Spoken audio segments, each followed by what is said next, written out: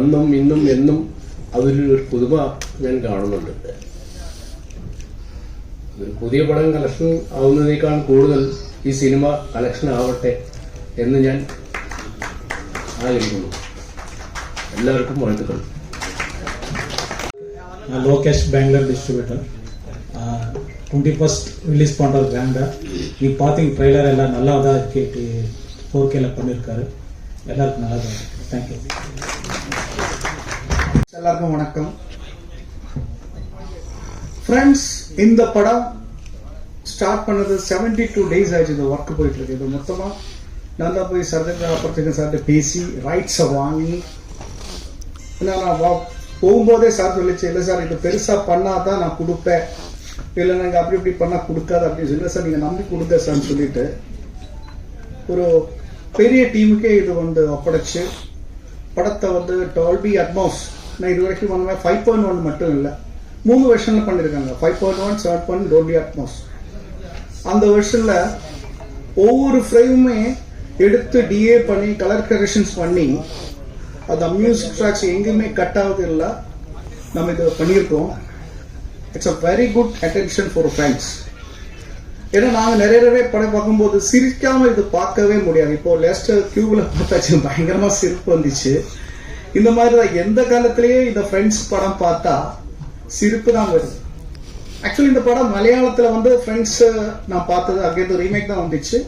இந்த தமிழ் இப்போ ரீசன்ட்லி தான் நான் பார்த்துச்சு. இதில் பார்த்தீங்கன்னா மலையாளத்திலிருந்து செப்பரேட்டாக 2 ட்ராக் 2 கேரக்டர்ஸ் எல்லாமே செப்பரேட்டாக வருது.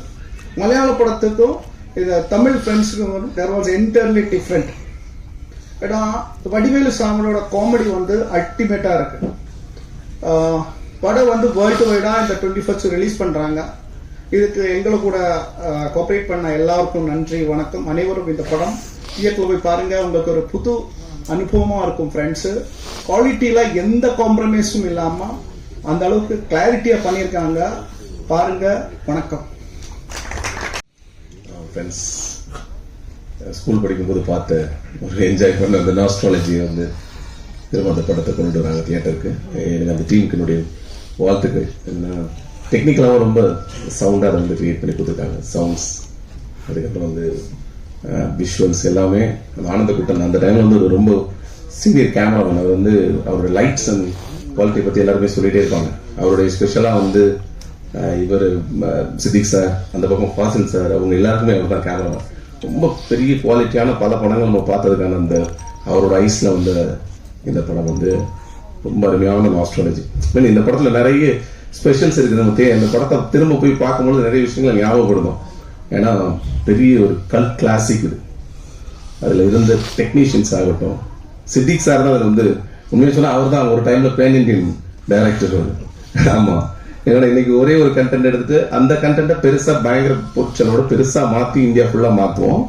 சித்திக் சார் என்ன பண்ணுவாங்க, ஒரு படத்தை மலையாளத்தில் எடுத்துட்டு அந்த படத்தை அப்படியே தூக்கிட்டு தமிழுக்கு வருவார், தெலுங்குக்கு வருவார், அப்படியே ஹிந்தி வரைக்கும் போயிட்டு ஒரு ரவுண்ட் போயிட்டு திரும்ப ஒரு ஸ்கிரிப்டுக்கு உட்காந்துருவார். அந்த மாதிரி காவலன் ஆகட்டும், இந்த இதாகட்டும், நிறைய படங்களுக்கு அப்படி இருந்திருக்காரு.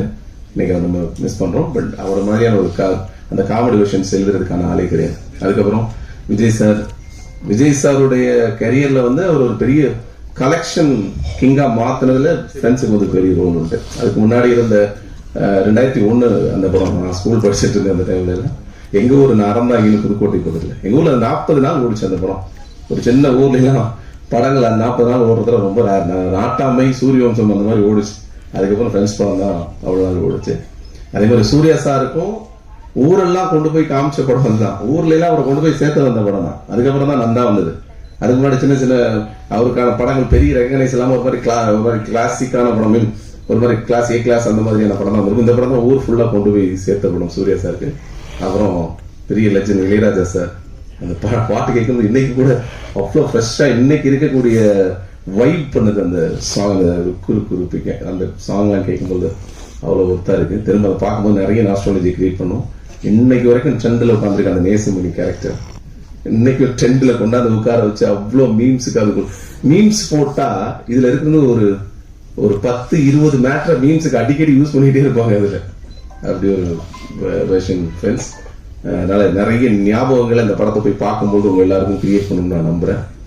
அதே மாதிரி புது பசங்க வந்து இதை ஒதுக்குவாங்க அதை ஒதுக்குவாங்கலாம் கிடையாது, அவங்களுக்கு எல்லாமே பிடிக்கும். சிந்து சாரோட சமீபத்திய படங்கள் எல்லாம் ரொம்ப அழகாக ரசிச்சாங்க. அந்த மாதிரி இந்த படம் வேற ஒரு உங்களுக்கு ஃபீல் கொடுக்கும். தாராளமாக போய் பாருங்க. அந்த ஒரு ரெட்ரோ ஃபீல், ஒரு நல்ல ஒரு மூட் கொடுக்கும். எனவே வாழ்த்துக்கள் அந்த டீமுக்கு. Thank you so much. மாலை வணக்கம். சமீபத்தில் கமலா திரையரங்கில் ஆண் பாவம் அந்த படத்துக்காக போயிட்டு குடும்பத்தோட போயிட்டு வெளியே வரும்போது கமலா திரையரங்கில் அந்த ரைட் சைடில் பெரிய போஸ்டர் ஓடிங் இருக்கு, ஃப்ரெண்ட்ஸ் அப்படின்னு ஓடி இருக்கும். என் ஃபேமிலியில் என் மனைவி உடனே சொல்றாங்க, அந்த படம் ஒரு இதே படம் ஓடுதா அப்படின்னா, ஓடலாமா, ரிலீஸ் ஆக போகுது. அந்த எக்ஸைட்மெண்ட் எங்க வீட்டில் இருக்கிற மாதிரி தான் நம்ம அந்த படத்தை பார்த்த எல்லார் வீட்லயும் அந்த எக்ஸைட்மெண்ட் இருக்கும். டெஃபினட்டா குடும்பத்தோட இந்த படத்தை வந்து எல்லாரும் பார்ப்பாங்க. இப்ப சமீப காலமா பழைய படங்கள், நல்லா ஓடின படங்களை வந்து ரீ ரிலீஸ் பண்ற ஒரு பழக்கம் இருக்கு. இந்த படத்துல நிச்சயமா ஒரு வித்தியாசம் என்னன்னா, டெக்னிக்கலா இந்த படத்தை வந்து ரொம்ப நல்லா புது குவாலிட்டிக்கு அதை எடுத்து வந்திருக்காங்க. கான்டென்ட் எப்பவுமே சிரிப்போம், ஆனா அதை நம்ம நிறைய செலவு பண்ணி திரையரங்கத்துல போய் அந்த ஒரு 2.5 மணி நேரம் உட்காரும் போது காட்சியா ஓசையா அது நல்ல தரமா கிடைக்கிறதுக்கு மிஸ்டர் வினோத் ஜெயின் செஞ்ச முயற்சி, அவங்களோட டீம் செய்த முயற்சிக்கு ரொம்ப நன்றி. பொதுவாகவே அவர்கிட்ட அந்த ஒரு குணம் உண்டு. நான் வந்து கன்னடத்துல படம் பண்ணிட்டு தமிழ்ல படம் பண்றதுக்காக கதையை சொல்லிட்டு இருக்கிற போது அவரை போய் பார்த்தேன். அப்போ அவரு எனக்கு ஒரு இந்த படம் பண்ணலாம் அப்படின்னு ஒரு பெரிய கதை சொன்னார். சார் நிறைய செலவாகுது சார், சுருக்கமா சின்னதா காமெடியா, இல்ல கொஞ்சம் மேடம் இதை நம்ம பண்ணலாம் அப்படின்னு நல்ல பெரிய பொருள் செலவுல வந்து இந்த கோல்மால் எடுக்கிறதுக்கு எனக்கு அவ்வளவு பெரிய சப்போர்ட் பண்ணாரு. அதே சப்போர்ட்ஸ அதே பண செலவை பண்ணி நேரத்தை செலவு பண்ணி தரமான படத்தை திருப்பி எடுத்து வந்திருக்கீங்க வினோத் சார்.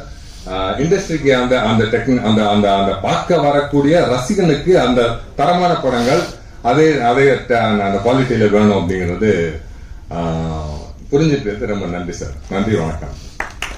மேடையில் வீட்டிற்குரிய பேரவர்களுக்கும் ஊடக நண்பர்களுக்கும் முதல் வணக்கத்தை தெரிவித்துக் கொள்கிறேன்.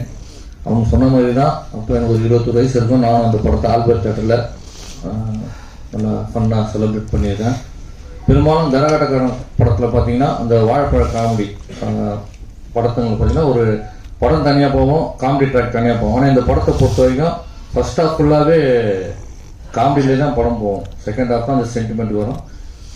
விஜய் சாரும் சரி, சூர்யா அண்ணா சரி, ஒரு சார்மிங்காக நடிச்சிருப்பாங்க. அவங்களுக்கு ஈக்குவலாக சார் வந்து போட்டி போட்டு நடிச்சிருப்பார். ரமேஷ் அண்ணா அவங்க பார்த்தீங்கன்னா நிறைய நடிகர் பட்டாளமே இருப்பாங்க. அதில் ராஜீவ் சார் இருப்பார், Prameen Natarajan sir, Radharavi sir, Charlie sir, Vadivel sir. ஒரு ஃபன்னாகவே இருக்கும். திரும்ப நான் 21 ரிலீஸ் அன்னைக்கு தேட்டரில் பார்க்க விருப்பப்படுறேன். இது டிஜிட்டல் மயப்படுத்தியிருக்காங்க. அப்பயும் அந்த படம் பார்த்தீங்கன்னா நடிச்சவங்க நடிகருக்கும் வெற்றியை கொடுத்தது, தயாரிப்பாளர்கள் நல்ல ஒரு லாபத்தை கொடுத்துருக்கோம். இப்போ இந்த படத்தை திரும்ப அவங்க டிஜிட்டலைஸ் பண்ணி பண்ணுறாங்க. அவங்களுக்கு நல்ல ஒரு இந்த படம் திரும்ப நல்ல ஒரு வெற்றி படமாக ரீரிலீஸ் அமையணும்னு இறைவனை வேண்டிக்கிறேன். நன்றி, வணக்கம். அனைவருக்கும் வணக்கம்.